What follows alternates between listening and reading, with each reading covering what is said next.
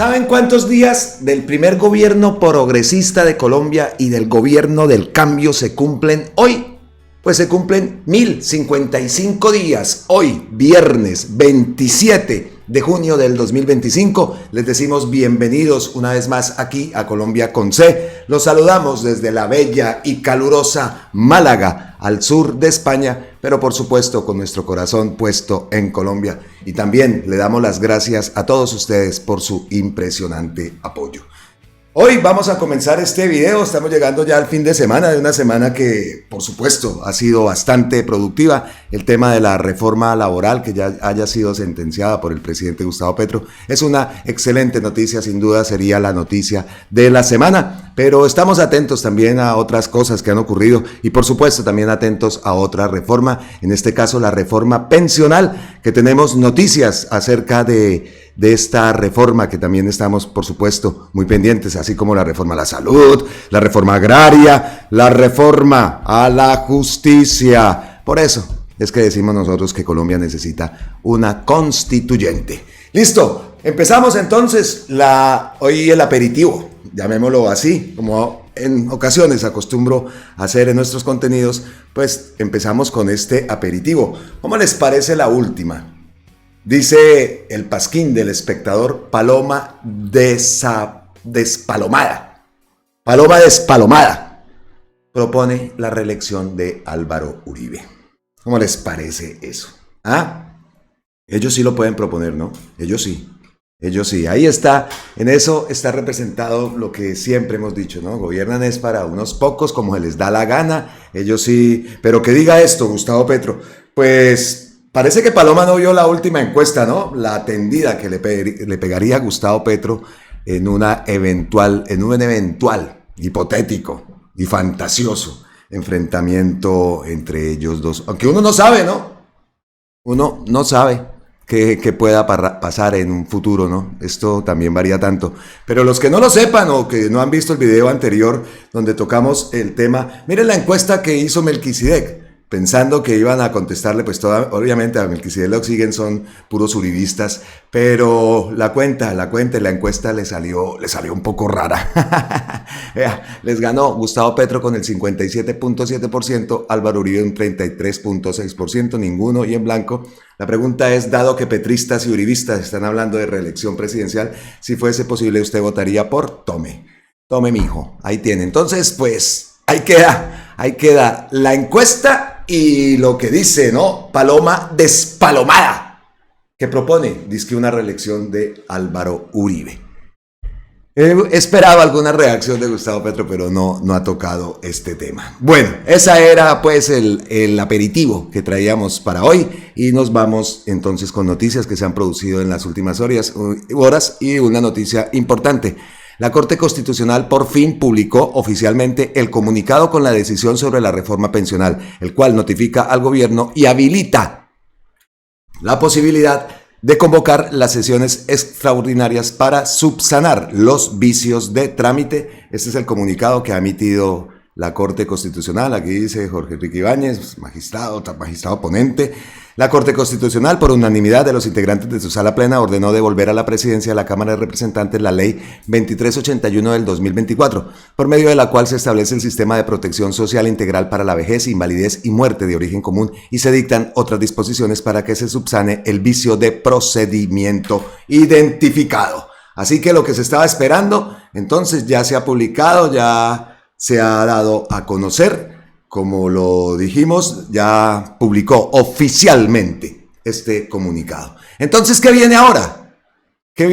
Pues, listo, el decreto y firmado por el presidente, quedan convocadas entonces a sesiones extraordinarias de la Cámara de Representantes para discutir y aprobar la importante reforma pensional. El deber nos llama, la dignidad lo reclama y la movilización popular es un mandato. Aquí vemos entonces ya tiene la firma, ¿no? De Gustavo y del ministro del Interior, Armando Benedetti. Pues todo va bien hasta el momento, ¿no? Entonces Gustavo Petro publica, invito a las bancadas de la oposición a participar y debatir de la reforma pensional cuyas extras se convocan a partir de hoy, a las 7 de la noche. Entonces nos da aquí las 2 de la mañana. Vamos a ver qué miramos, qué alcanzamos a ver por ahí. Hay millones de ancianos y ancianas sin ningún tipo de pensión, con ingresos de física hambre, deambulando por las calles y plazas tratando de sobrevivir. Como hijos de Colombia, tenemos la gran responsabilidad de cuidar a nuestras madres y padres de todo el país, de todas las etnias y de todas las condiciones económicas. Solo falta el debate final de una proposición. Hagamos una unidad política por las abuelas y los abuelos de Colombia. Ese es el mensaje de Gustavo Petro, ¿no? Entonces vamos, todo bien. Benedetti también comunica, publica un post con el comunicado de la Corte Constitucional. Queda convocada desde hoy a extras de la Cámara de Representantes para subsanar la reforma pensional. Perfecto. El presidente de la Cámara, Jaime Raúl Salamanca, confirmó que la plenaria de la Cámara sesionará desde este viernes a las 7 de la noche para subsanar el trámite de la reforma pensional. Es un debate, ¿no? Según los planes del gobierno, hoy se anunciará el debate y mañana, sábado 28 de junio, iniciaría la deliberación, ¿no? Entonces, todo va en orden, todo va bien. Aquí es extraordinarias desde el día de hoy. Y mi deber como presidente de la Cámara es acatar este decreto presidencial y convocar a los congresistas para que sesionemos desde el día de hoy a partir de las 7 de la noche y hasta que ellos decidan, según las decisiones que en su autonomía puedan tomar. Si deciden acoger el texto de Cámara, que es por donde se inicia realmente el auto de la Corte, en donde nos dictamina que tenemos que resolver la suficiente discusión de la proposición sustitutiva presentada por María del Mar Pizarro y otros congresistas. Entonces, pues hasta ahí irían las sesiones extraordinarias. Si la decisión va en sentido contrario, pues tenemos un mes para deliberar. un mes, mucho tiempo, hombre, mucho tiempo. Y bueno, pero ahí vamos, ¿no? Porque es que esto ya tenía que entrar en vigencia ahora, el 1 de julio, ¿no? Ya estamos el miércoles, el miércoles tendría que estar ya funcionando, ¿no? Ya, pues, ya como ley, sancionada como ley. Pero dice que un mes. Entonces, pero lo que sí se confirma es que hoy a las 7 de la noche, pues se citan esas sesiones extraordinarias. Aquí, hasta el momento, todo perfecto. Pero como siempre, nos pegamos una estrellada. Y esta vez es Lina María Garrido, la vicepresidenta, segunda vicepresidenta de la Cámara de Representantes. ¿Qué dice la señora Lina María Garrido? Pues dice que no firmará el orden del día que convoca extras de la Cámara para la reforma pensional, anunció la segunda vicepresidenta de la corporación, Lina María Garrido. Según dijo, no han sido notificados oficialmente del auto de la Corte ni han recibido el decreto convocando a esas sesiones. Yo no sé dónde está esa mujer.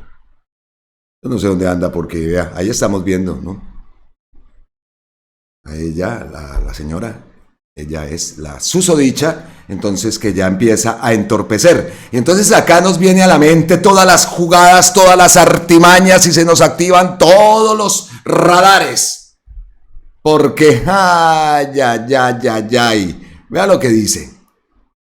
A la fecha en la Cámara no hemos sido notificados oficialmente de nada relacionado con la reforma pensional. Y la ley es clara, una providencia solo tiene efectos jurídicos al día siguiente de su notificación. Así que desde ya lo digo con total firmeza, por el momento no firmaré ninguna orden del día para sesiones extras. Ya cometieron delito en febrero con las sesiones extraordinarias de la reforma a la salud y estoy a punto de tumbarles ese proceso viciado. Así, con esas palabras, ¿no? Si no tiene buenos asesores, me avisa, le presto uno, Benedetti. Empezaron entonces las jugadas sucias. Empezaron y lo van a hacer y van a ver cómo lo van a entorpecer. Entonces esperamos también y estar pendientes a ver qué es lo que va a ocurrir. 2 de la mañana aquí en España, 7 de la noche allá en Colombia, pues todos atentos a cuál va a ser la marranada y la jugada que van a hacer, porque es que es así. Benedetti confirma, el presidente de la República ha citado sesiones extras. El presidente de la Cámara de Representantes, Raúl Salamanca, me ha comunicado que convocará a la plenaria de la Cámara hoy a las 7 de la noche. Está confirmado, lo escuchamos en propia voz de Jaime Raúl Salamanca. Entonces, atentos porque es la reforma pensional. Ya nuestros viejitos, viejitas, Nuestras viejitas y viejitos no pueden esperar más. No pueden esperar más, como lo dijo Gustavo Petro en ese post que envía. Son muchos los que andan por ahí deambulando por las calles y plazas, tratando de sobrevivir. Así que atentos, muy atentos a lo que va a pasar en la Cámara de Representantes. Bueno, vamos ahí, ¿no? Con el ritmo del video. Ay, que Paloma Valencia quiere reelección, pero que Gustavo Petro en la encuesta le metió una tendida. Y bueno, ahora lo que acabamos de ver con el tema de la reforma pensional, estamos atentos. Pero entonces vámonos, entonces una buena noticia caería bien ahora, ¿no? Sí, una buena noticia. Cae el dólar, cae la inflación, cae el desempleo, caen los cargamentos de polvo blanco, caen los narcopolíticos de la derecha y la oposición, y todo es culpa del presidente Gustavo Petro. Histórico. La tasa de desempleo para mayo fue del 9%, el nivel más bajo en toda la serie del DANE desde el 2001. Ojo, por segundo mes consecutivo se presenta el nivel de desempleo más bajo del siglo. Así se caen a pedazos, los relatos catastróficos de la oposición y la ortodoxia económica que vaticinaban la pérdida de miles y miles de empleos en este gobierno, como vimos en el video anterior. 9.4% más ricos se han hecho en este gobierno. Así, son datos y hay que darlos. Pero hay más. La reforma laboral aprobada, que mejora los ingresos de los trabajadores y su estabilidad laboral, fortalecerá aún más el empleo y la economía de nuestro país. Avanzamos. Buenísimo, y ahí está el DANE. En mayo del 2025 la tasa de desocupación se ubicó en 9.0, una variación estadísticamente significativa frente a mayo del 2024, cuando fue del 10.3%. Esta tasa es la más baja de toda la serie desde 2001 para el mes de mayo. ¿No? Son datos, y aquí los damos con mucha alegría, ¿no? Contrario a la cara de este señor en Caracol, no les pongo el audio porque tiene por allá una musiquita, pero háganse cuenta, atentos a la cara. Miren el puchero, ahí hizo el puchero. Ahí anuncia. Ahí dice, bajó la tasa, el desempleo. Miren el puchero, si lo vieron el puchero, vean el puchero, mírenlo. Ay, ustedes no lo estaban viendo, ay Dios, volvemos, vea, aquí dice, 10:33 minutos, bajó el desempleo en Colombia. Mire el puchero, ahí quedó con el puchero. Véalo. Y...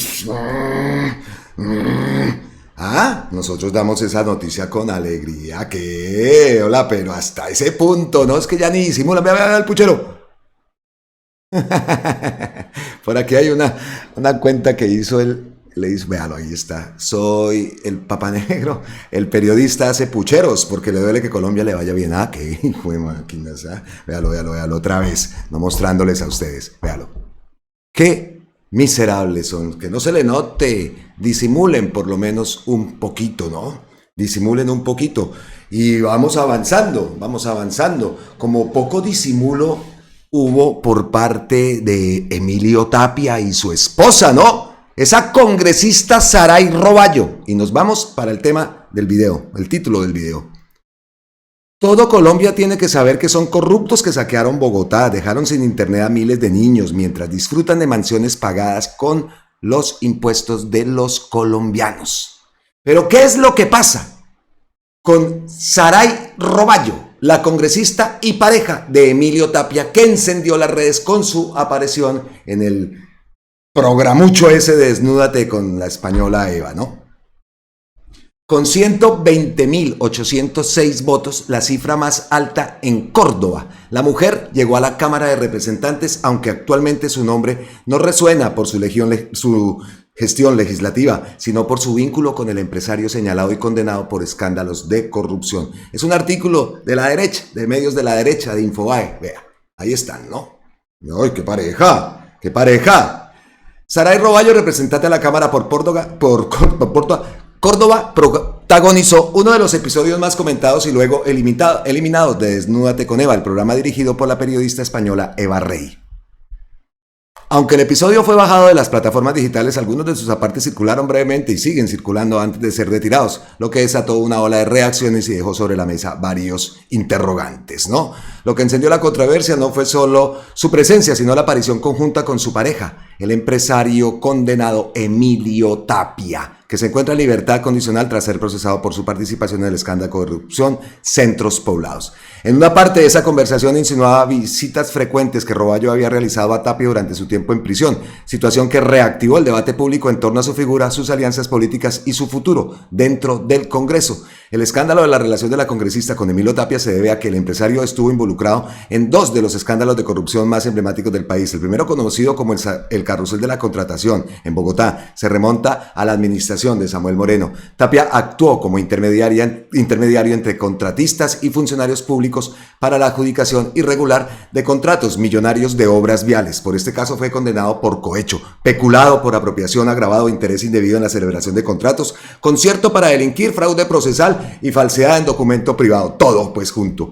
Aunque recibió beneficios judiciales por colaborar con la justicia, la Fiscalía identificó bienes ocultos suyos por más de 41 mil millones de pesos. Esto es un descaro total.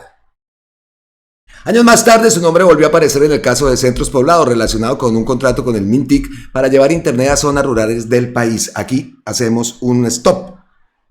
¿Y la procuradora qué? ¿Y la procuradora qué? Margarita Cabello, ex procuradora.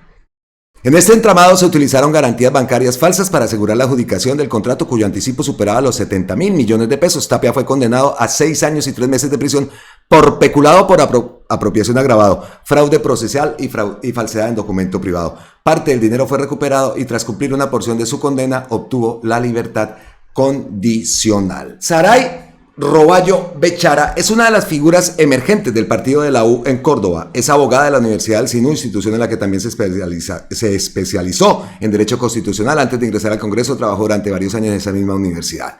Fue elegida en las elecciones legislativas de 2022 consiguiendo 120.806 votos que la posicionaron como la congresista con mayor respaldo en su departamento. ¿Cómo la ven entonces, no? Pero ahí no va la cosa, ¿no? Por acá tenemos varios posts, Kiko por ejemplo es uno. Saray Roballo y Emilio Tapia gastan 700 millones de pesos en el lanzamiento de campaña para el Senado. ¡Qué vergüenza es nuestra política! Toda la plata que se han robado la utilizan para establecer organizaciones criminales en el Congreso. La mafia seguirá feliz en el legislativo. Total.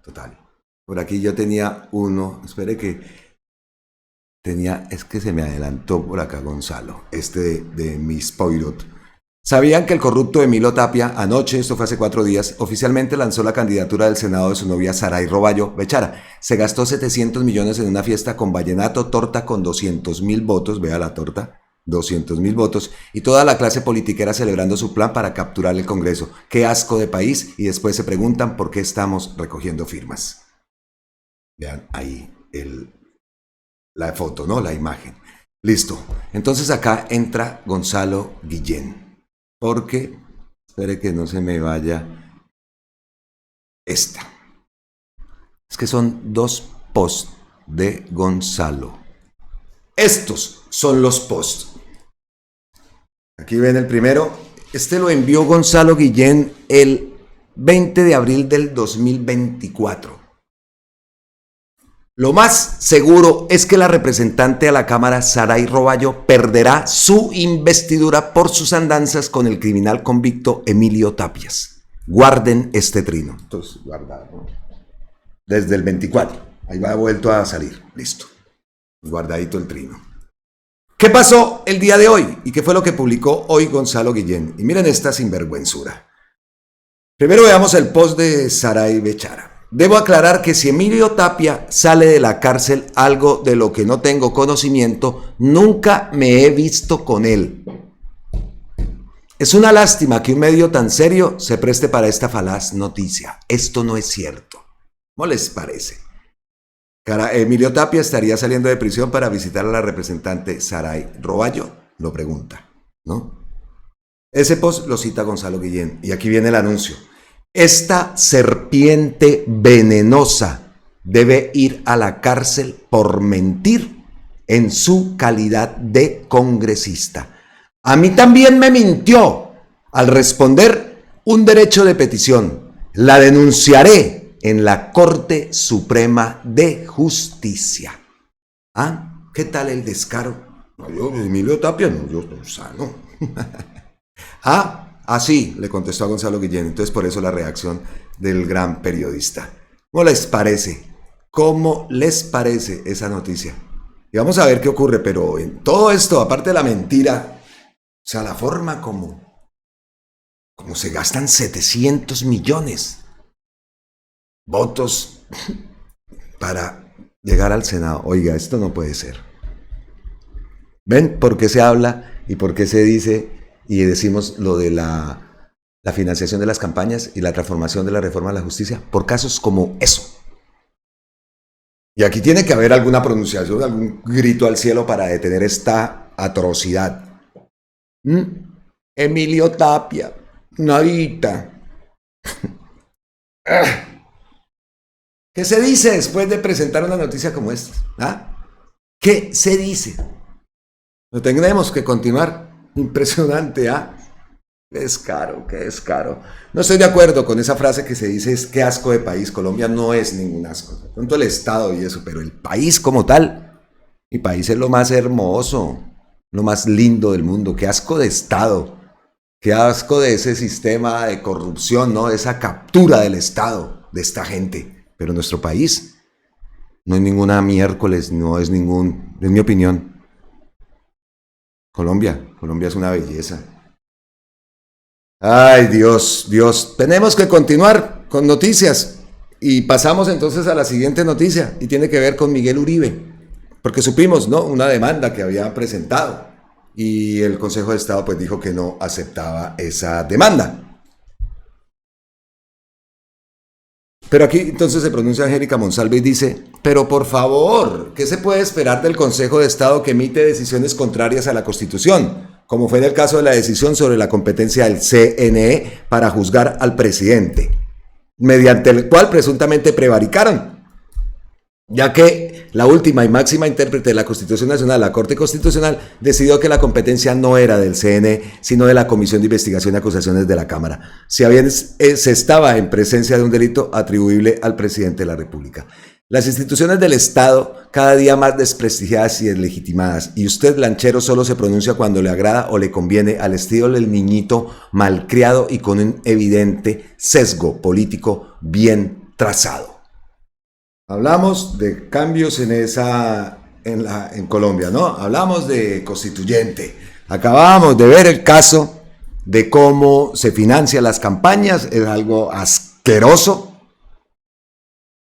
Y acabamos de ver cómo el Consejo de Estado cada vez manifiesta que es un organismo incompetente, politizado hasta donde más, un organismo de la derecha, que ha pasado desapercibido, ¿no? Y aquí lo resalta Angélica Monsalve. El Consejo de Estado emitiendo decisiones contrarias a la Constitución. Se les dijo por activa y por pasiva. El presidente les dijo. No, vea. ¿Y entonces qué pasa? ¿Qué pasa con el Consejo de Estado? ¿Qué pasa con esos integrantes que se pronunciaron? ¿Qué pasa con Álvaro Hernán Prada? Y entonces, ¿qué pasa con el que maneja todos esos hilos? ¿Que sabemos quién es? Mira, que están pidiendo hasta la reelección. Están desesperados. Esos movimientos son de puro desespero. Entonces, la tarea, ¿no? Cada uno de nosotros, mínimo 5 votos nuevos. Y vamos a hacer que este proyecto progresista continúe. Evaluaremos proyectos, no personas. Proyectos. Esa frase me gustó, de Gustavo Petro. Palabra que sí, también me gustó. Palabra que sí. Entonces, el Consejo de Estado, la noticia es que rechaza la demanda que buscaba la pérdida de investidura de Miguel Uribe, ¿no? Pero seguimos por el tema de Miguel Uribe, ¿no? Entonces nos vamos a la Nueva Prensa. Cómo me encanta aquí ver Nueva Prensa y ver medios que no sean de esa gente, esos medios, sí, de esa gente. ¿Quiénes dieron la orden del atentado contra el senador Miguel Uribe Turbay? Es el último artículo que está publicado acá en la Nueva Prensa, ya sabemos, el portal de Gonzalo Guillén, Este artículo es escrito por José Arnulfo Bayona. El criminal atentado contra la vida del senador y precandidato presidencial de la extrema derecha, Miguel Uribe Turbay, a manos del menor de 14 años, Juan Sebastián Rodríguez Casallas, generó una amplia condena de la población, de todas las condiciones sociales y de distintos sectores políticos, tanto de la derecha, izquierda y el progresismo. Rechazo que se expresó en las masivas marchas del silencio en distintas ciudades, principalmente en Bogotá, Cali y Medellín. En honor a la verdad, no fueron tan silenciosas ni tan pacíficas, más bien utilizadas por la extrema derecha para hacer política y sembrar el odio. Así, paradójicamente, segundos antes de los disparos que lo mantienen entre la vida y la muerte, el precandidato en su arenga declaraba que era partidario de que las gentes de bien porten armas. Es muy preocupante que el arma fuera disparada por un menor de 14 años que, según se supo, vive en condiciones de pobreza, marginalidad y altamente vulnerable, con su familia desestructurada, víctima de violencia intrafamiliar y el abandono. Perdón, lo hice por la plata, por mi familia, gritaba el menor capturado, herido y apaleado por escoltas, policías y civiles. Se trata de la recurrente e inmoral práctica de reclutar menores e instrumentalizarlos para que cometan actos de terrorismo o participen en la guerra como mensajeros, espías, escudos humanos o como gatilleros, según sean reclutados por la delincuencia organizada, narcotraficantes, paramilitares, guerrillas o por las Fuerzas Armadas del Estado. Según la ONU, en Colombia, entre 1960 y el 2016, cerca de 17.000 niños fueron utilizados para estos fines, calificados por el derecho internacional humanitario como crímenes de guerra, crímenes de lesa humanidad y actos de violencia contra la infancia, que violan sus derechos a crecer en un entorno seguro y sin violencia, a la vida, a la integridad física y psicológica, a la educación y al desarrollo en un ambiente sano. Esto lo dice la Convención Internacional sobre los Derechos del Niño. El menor Juan Sebastián, si bien es el autor material del atentado, debe ser tratado como víctima de los violentos y el poder de las mafias. El niño, empoderado por el arma y los 20 millones que le ofrecieron, se percató de la magnitud del crimen que iba a cometer y del riesgo que corría cuando estuvo a punto de ser linchado. Yo les voy a dar los números, déjenme levantar, déjenme darle los números. Si no me sueltan, necesito darle los números, gritaba el menor para salvar su vida. A mí me iban a matar en esa vuelta, exclamó Juan Sebastián ante la fiscalía. Con seguridad, tanto los actores materiales como los intelectuales lo necesitaban muerto. En esta oportunidad, la mayoría de los autores materiales atentado contra el precandidato fueron prontamente identificados y capturados. Además del menor, cayeron presos Carlos Eduardo Mora González, conductor del vehículo que transportó al menor, y dos adultos que le suministraron el arma, Catherine Martínez y William Fernando González Cruz, alias El Hermano, quienes fueron imputados por tentativa de homicidio agravado, porte ilegal de armas y uso de menores en actividades criminales. También identificaron a los sujetos Byron Trujillo Caballero, alias El Costeño o El Negro, presuntamente el man de la olla, quien contrató al niño, y Elder Arteaga, apodado también como El Negro, quienes se encuentran prófugos y con orden de captura. 5 adultos vinculados a estructuras del crimen organizado y del microtráfico en Bogotá, con antecedentes penales y con posibles contactos internacionales, específicamente con alias El Churco, que presuntamente les dio órdenes desde el Ecuador. 4. De los 5 autores materiales están presos, judicializados y en proceso de indagatoria. El niño que jaló el gatillo está bajo custodia y protegido junto con sus familiares. La Fiscalía tiene la responsabilidad de establecer con certeza quién o quiénes fueron los autores intelectuales que los contrataron y dieron la orden de desvivir al senador y precandidato presidencial. Los medios corporativos, Caracol, RCN, Blue Radio, Semana y todos esos, junto con las redes y bodegas de la extrema derecha, sus precandidatas y precandidatos difundieron casi al instante del atentado la especie de que la orden fue dada por el gobierno, lo cual resulta no solo tendencioso, temerario y orientado a sembrar confusión y odio, sino encaminado también a desinformar y entorpecer las investigaciones. Este dato, ¿no? La señora fiscal Luz Adriana Camargo y altos funcionarios del gobierno coinciden en calificar acertadamente el intento de asesinato del precandidato y senador Uribe Turbay como un atentado contra la democracia y un hecho de violencia política. Por su parte, la fiscal Daisy Jaramillo, quien dirige la investigación, aseguró que estamos frente a un caso de violencia política. Es un mensaje preocupante para el ejercicio de la democracia. Coincidencias atinadas, pues la víctima es un senador que estaba realizando un acto de campaña política en el momento del atentado.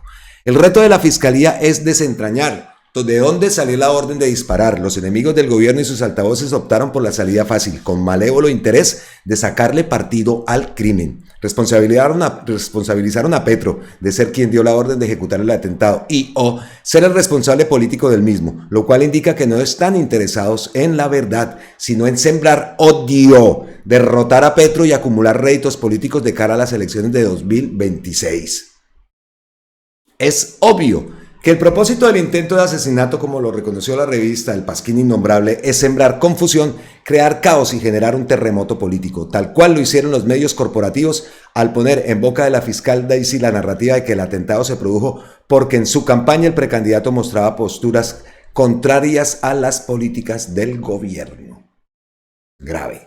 Cabe preguntar, ¿quién o quiénes pueden estar interesados en recurrir al terrorismo político para fomentar el caos mediante el asesinato de un político de la extrema derecha?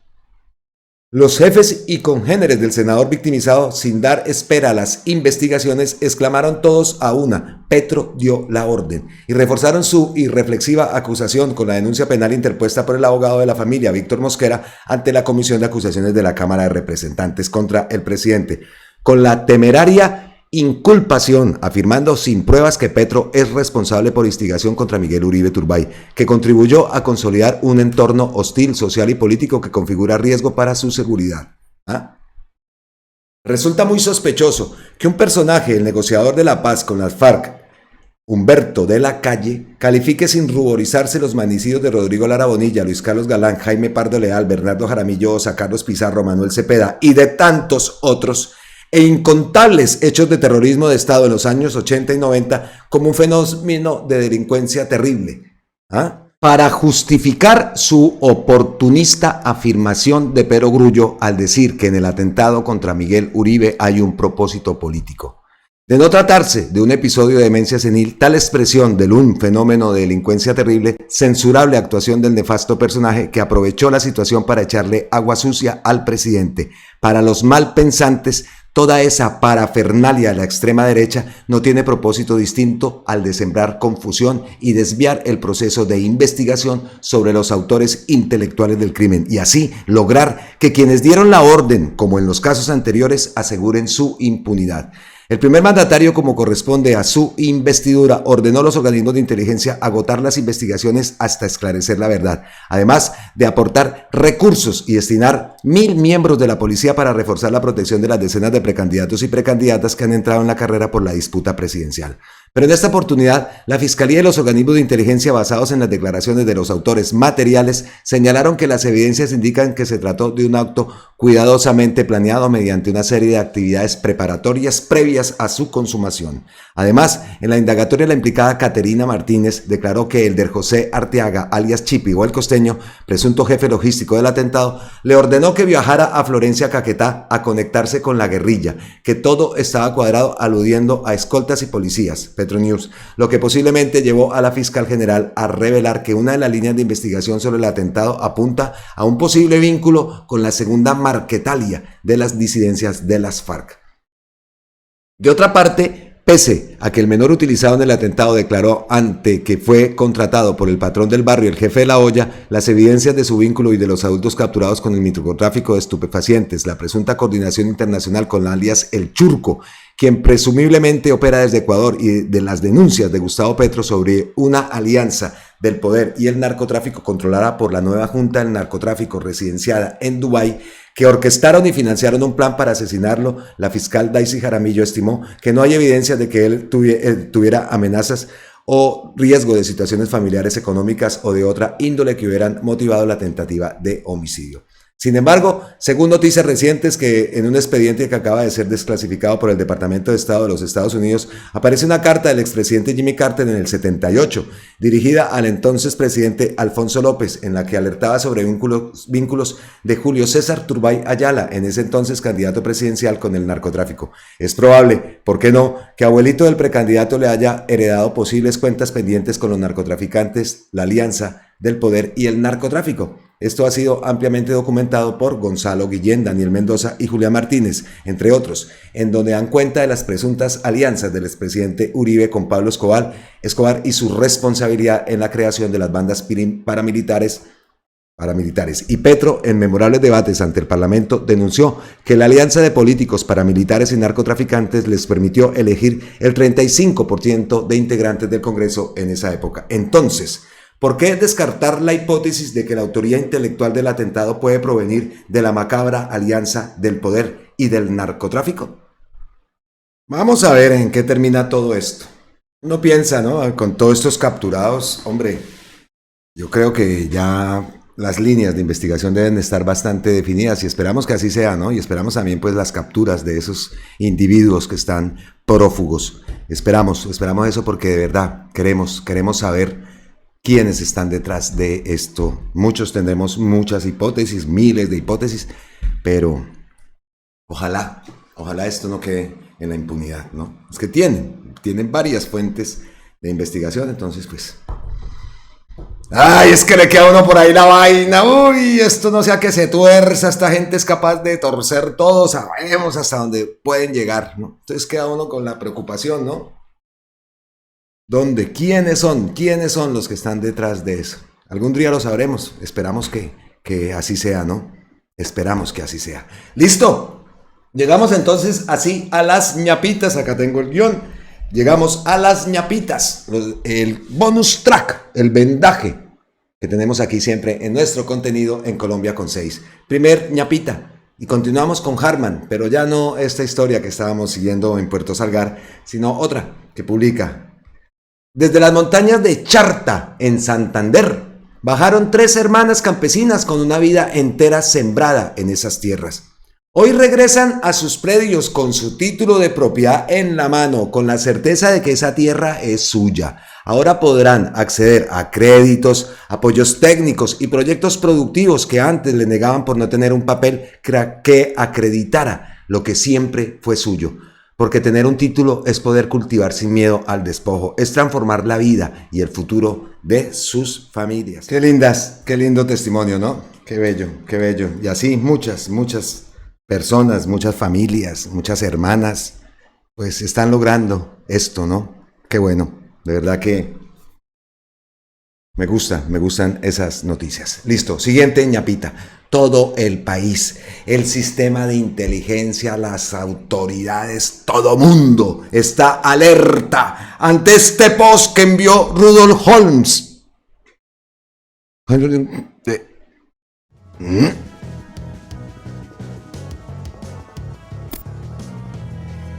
No sabemos, don Ramón, qué es lo que quiere decir este señor ahí. Vaya, uno que quedó dormido con el teléfono, quién sabe. Ay, Dios. Y eso están dándole. Bueno, no dándole a él, sacando memes. Listo, siguiente ñapa. Gustavo Petro. He tratado de evitar la liquidación de EPS y por eso soy el presidente que menos lo ha hecho. La liquidación significa que los afiliados pasan a otra EPS por designación oficial y las deudas provocadas por decisiones privadas se pagan con los activos de la empresa, que casi siempre solo son dineros públicos y que siempre valen menos que la deuda. Es una gran estafa a la red pública y privada hospitalaria. Se hizo en Medimás, Café Salud, Saludcop y más de un centenar. El dueño privado de las EPS liquidadas no paga las deudas que deja con su propio patrimonio privado. Si los activos no alcanzan, queda la deuda sin pagar. Por eso, el sistema todo se concentra progresivamente en las clínicas privadas de los dueños de las EPS. Las clínicas privadas de los dueños de las EPS se construyen con el dinero público y funcionan con él. Al llevar por obligación a las y los pacientes a ellas, buena parte de los demás hospitales públicos y privados quiebran. Por eso cerró el Hospital San Juan de Dios de Bogotá y muchos otros centros de salud icónicos en todo el territorio nacional. Cerraron en su mayoría los puestos de salud de las veredas y barrios. Tenemos un sistema que devora el erario por billones y niega atenciones, quiebra la red pública y privada hospitalaria. Ese sistema siempre exigirá subir la unidad de financiación por aseguramiento, la UPC, por encima de la inflación real. Ese sobrecosto no irá mejor atención al paciente ni a las reservas técnicas que son obligatorias, sino las devorará el grupo de propietarios. Una aberración de ese tamaño solo se mantiene comprando la política. Keralty ha sido inconstitucionalmente un comprador de la política. Reforma política. Si el Congreso no aprueba la reforma a la salud, simplemente el sistema se quiebra. Las aseguradoras financieras o las actuales EPS que no cumplan con las reservas técnicas que exige la ley para esta actividad deberán liquidarse y sus pacientes quedarán en las que sobrevivan. Tal situación solo producirá que el número de EPS disminuya, creando un cartel de la intermediación privada de la salud, todo financiado por el conjunto de los colombianos, que no solo financia la operación, sino también el patrimonio particular de los dueños y de las grandes rentas que se van del país. La nación podrá pagar las deudas privadas, hoy en propiedad de las EPS privadas, sin reservas técnicas, solo con recursos adicionales al presupuesto. Estos o son deuda pública, es decir, las paga el pueblo, injusticia que no permito, o la pagan los grandes contribuyentes. Creo inconveniente que las empresas se sacrifiquen por unas cuantas EPS que no cumplen los requisitos de ley por ser aseguradoras. Así que la solución más adecuada es la propuesta por el gobierno: construir un sistema sin EPS como intermediarias financieras, volverlas gestoras de la referencia del sistema preventivo al asistencial, pagar directamente los servicios desde el Estado a clínicas y hospitales y permitir que las y los pacientes escojan libremente en su territorio la clínica que brinde su servicio médico. Crear en la base un sistema universal de atención preventiva y primaria en toda la geografía del país. La prevención es el verdadero abaratador del sistema de salud. Llevamos más de 5 millones de familias cubiertas por la atención preventiva y primaria en salud y 90,000 personas, esos datos me encantan, 90,000 personas contratadas integrando este nuevo sistema preventivo de primer nivel. Acato la sentencia que, según lo que se comunica por parte de la Corte, versa sobre irregularidades procedimentales en la intervención de Colsanitas, que pasa a ser libre de intervención y, por tanto, responsable pleno de las leyes financieras y de la conformación de reservas técnicas y del pago de su deuda a la red hospitalaria. Repetimos, acato la sentencia que, según lo que se comunica por parte de la Corte, versa sobre irregularidades procedimentales en la intervención de Colsanitas, que pasa a ser libre de intervención y, por tanto, responsable pleno de las leyes financieras y de la conformación de reservas técnicas y el pago de la deuda, de su deuda, a la red hospitalaria, ¿no? Ante la decisión de la Corte. Y vemos este cuadro de Gustavo Petro: ha liquidado 4 EPS, ¿no? Duque 10, Santos 18, Uribe 5 EPS y Pastrana 9, ¿no? Entonces, vamos a ver qué pasa. El modelo EPS no solo fracasó, fue diseñado para quebrar hospitales, enriquecer privados y devorar el erario. Hoy la reforma no es ideología, es urgencia. Elegimos salud digna o nos traga el cartel de la enfermedad. La consulta popular. Otra. Movilizar otra. ¿Cómo así? ¿Cómo así? Y entonces nos vamos por allá al principio del video, en ese post que envió esta Lina María Garrido, ¿no? Véala acá. Ya cometieron delito en febrero con las sesiones extraordinarias de la reforma a la salud y estoy a punto de tumbarles ese proceso viciado. Ya lo habían dicho, bueno. Entonces, vea pues lo que pasa y lo que publicó Gustavo Petro. Eso está reciente, no es tan viejo ese post, ¿no? O sea que vamos a ver qué pasa. Ay, Dios, qué increíble. Esto sí es increíble. Siguiente ñapita y ya vamos llegando al final de este contenido. Estoy revisando la cuenta de Gustavo Petro para ver si hay algún post nuevo. A ver, que esto está... Tengo como muchas ventanas abiertas aquí, eso se me están revolviendo. No, bueno, sí, acaba de publicar. Tenemos la tasa de desocupación laboral para el mes de mayo más baja del siglo, 9% anual. Lo vimos anteriormente, ese es el último post. Pero entonces continuemos acá a ver qué se me hicieron. Ave María. Listo, ya.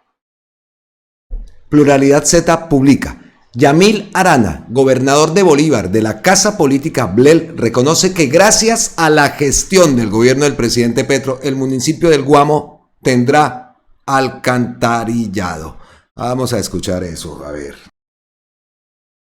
Yo podré tener algunas cosas en común con el gobierno nacional, otras cosas no tanto, comparto unas, otras no, pero hoy sí quiero reconocer que este es un esfuerzo grande que hace el gobierno nacional para llegar y para solucionar problemas históricos que tiene nuestra población. Eso sí lo quiero reconocer. Nosotros hicimos las gestiones, el proyecto lo diseñó el Guamo, nosotros casi que pusimos recursos también para terminar o para ajustar los diseños, pero quien puso los recursos fue el Ministerio de Vivienda, y quiero hacerle un agradecimiento y que ustedes todos sepan que le agradecemos al Gobierno Nacional por habernos tenido en cuenta. Qué bueno, sí se puede, ¿no? Reconocer las cosas, independientemente de sus afinidades políticas y las diferencias que tengan. Las cosas son como son, y ese es uno de esos casos, ¿no? Comparando, ¿no? Con lo que ocurre, que se están robando, y también lo de que la casa bacana, ¿ah? En Barranquilla robándose las ideas del gobierno para quedar ellos. Así diga Gustavo Petro, que lo dijo, lo importante es que se hagan los proyectos y que la gente se vea beneficiada. Pues también es importante que se sepan cosas como estas, que sí, es este gobierno el que lo ha hecho. ¿Por qué les duele? ¿Por qué les duele? Es que no, entonces llegó Petro allá a hacer nada, ¿ah? Y más ridículos los que creen también todo ese tema. Así que aplaudimos, por supuesto que sí, aplaudimos esta noticia. Bueno, me quedan 2 ñapitas. Esto es impresionante. Físico Impuro lo publica, bueno, que ya es un video viral, pero cogemos a Físico. Se le nota a Giorgia Meloni que es de extrema derecha. Miren las expresiones de la cara, miren los movimientos de la cara. Uy. Vedere. Buonasera. Si conclude un vertice importante, tanto chiaramente per gli impegni. Un messaggio molto importante, mi pare di avervi detto tutto. Però non c'è stata la reazione di Trump. Su una politica espansiva. Presidente, ma noi come faremo a produrre proiettili, carri armati? Non mi pare che risolviamo grandi problemi. L'opposizione diceva che l'Italia avrebbe potuto fare come la Spagna, no? Presidente, mi scusi, con il Presidente Trump è riuscito a parlare ieri sera anche del tema dazi? Si chiude al 10% i dazi. Tajani ha detto che va bene così, lei è d'accordo? Impegnatissima per ottenere questo risultato. Aumenti sostenibili, ha detto l'Italia, però parliamo comunque di circa 100 miliardi in 10 anni, così è il calcolo, tra sicurezza e difesa. Il Parlamento, lei dobbiamo andare, Presidente, Deve rafforzare la colonna europea Sì, della difesa. sì. Uy. Ustedes saquen sus conclusiones, pero hágame el bendito favor, esto que saben cómo empieza. Espere, vean cómo empieza la rueda de prensa. Yo no digo nada, Dios mío, pero se nota que es de extrema derecha. Listo, llegamos al final entonces de nuestro contenido y cerramos el contenido con Jojare. Recuerden jugar hoy la Lotería de Medellín, el número recomendado 6402, serie la 13. Hasta aquí entonces nuestro contenido, deseando que tengan un feliz fin de semana. Nos vemos en la próxima. Abrazos ancestrales desde la distancia, miles y miles de bendiciones para todos ustedes y gracias eternas, totales e infinitas. Suscríbanse al canal, aquí a Colombia con C. Recuerde, nosotros queremos ser parte de ustedes porque ustedes hace mucho que son parte nuestra. Miles de gracias y miles de bendiciones para todas y todos. ¡Mua! ¡Chao!